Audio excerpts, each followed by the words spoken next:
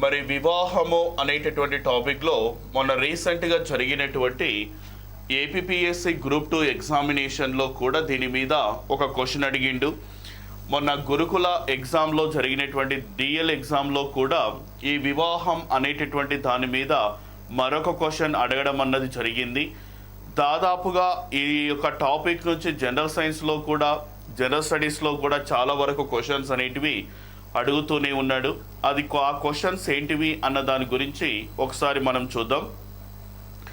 ఈ వివాహము అనేటటువంటి దాంట్లో ఒకసారి మనం చూసినట్లయితే వివాహం అనున్నది ప్రతి సమూహంలో కూడా, సమూహము అంటేనేమో ఇక్కడ సమాజము అన్న పాయింట్ గుర్తుపెట్టుకోవాలి. ప్రతి సమాజంలో వివాహం అనేది ఒక ప్రముఖమైన పాత్ర అనేది పోషిస్తుంది. ఇందులో వివాహం అనేది ఏంటిది అంటేనేమో ఒక సామాజిక వ్యవస్థ అని కూడా పిలుస్తారు. ఓకే, వివాహం అనున్నది ఒక సామాజిక వ్యవస్థ, సోషల్ సిస్టమ్ అనేటటువంటి పదాలతో మెన్షన్ చేయడం అన్నది జరుగుతుంది. అయితే వివాహం అనేది ఒక పవిత్రమైనటువంటి అంశంగా భావిస్తారు. భగవంతుడు చెప్పినటువంటి కొన్ని రకాల అంశాలను నెరవేర్చడం కోసము ఇద్దరిని ఏకం చేసేదే వివాహ బంధము అని పిలుస్తారు. వివాహం అనున్నది పవిత్రమైన ఆచార సాంప్రదాయాలతో కూడినటువంటి ఒక సంగమమే, నిర్మితీయ సంగమమే వివాహము అని కూడా పేర్కొనడం జరుగుతుంది. నెక్స్ట్, ఇందులో వివాహం ద్వారా ఏమవుతుంది సార్ అంటేనేమో వివాహం ద్వారా ఒక కుటుంబం అనేది ఏర్పడుతుంది అని గుర్తుపెట్టుకోవాలి.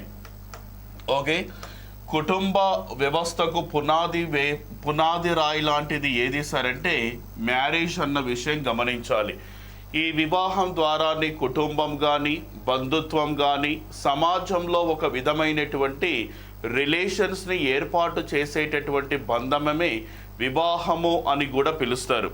మరి ఈ వివాహానికి సంబంధించినటువంటి చూసినట్లయితే చాలా వరకు కొంతమంది కొన్ని రకాలుగా డెఫినేషన్స్ కూడా చెప్పడం జరిగింది.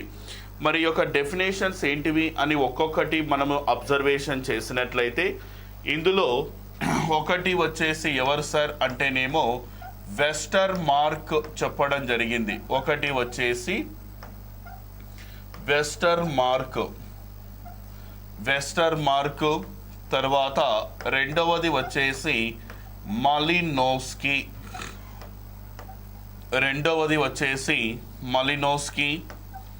తర్వాత నెక్స్ట్ వచ్చేసి ఎవరు అంటేనేమో మను అనేటటువంటి మరొక సోషియాలజిస్టు, తర్వాత నెక్స్ట్ వచ్చేసి కపాడియా అనేటటువంటి మరొక సోషియాలజిస్టు.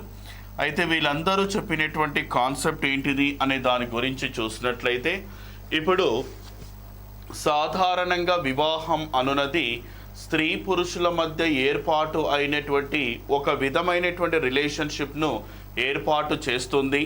అదేవిధంగా భార్యాభర్తలు, దంపతులు, పిల్లలు, అత్త మామల మధ్య ఉండేటటువంటి రిలేషన్స్ని కూడా ఏర్పాటు చేసేటటువంటి ఒక సామాజిక జైవిక విధానమే వివాహము అని పేర్కొంటారు. మరి సాధారణంగా భారతీయ సామాజిక వ్యవస్థలోనే కాకుండా ప్రపంచంలో ప్రతి సమూహంలో కూడా వివాహ బంధం అనేది కామన్గా మనకు కనబడుతూనే ఉంటుంది.